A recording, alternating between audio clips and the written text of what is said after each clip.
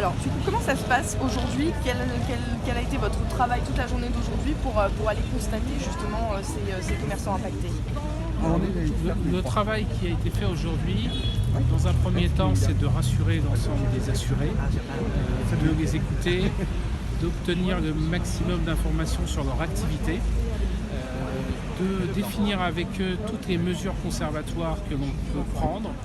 Principalement à ce stade, ce sont des fermetures de vitrines, c'est d'examiner les lieux avec eux, de voir tout ce qu'on peut gérer en termes d'évacuation de denrées alimentaires, de voir tout ce qui est éléments de stock, de marchandises ou d'activités, de sécuriser tout ce qui est électricité, tout ce qui est gaz. Donc ça, c'est la première étape.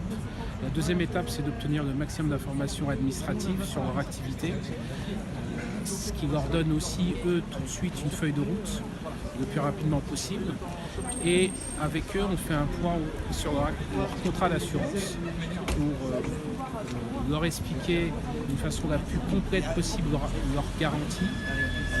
Et ça nous permet, nous, vis-à-vis des assureurs, de faire en sorte qu'ils soient aidés par des acomptes qui leur permettra, dans un premier temps, de faire face aux premières dépenses.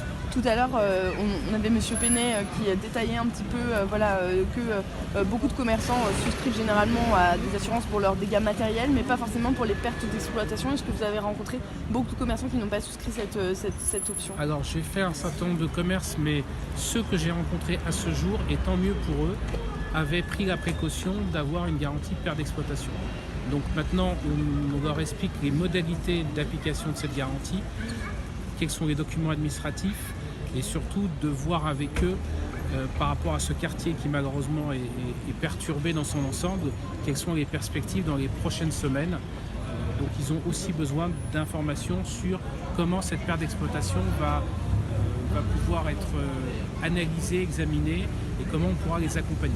Ils vont attendre combien de temps à peu près pour être indemnisés, ces commerçants, généralement?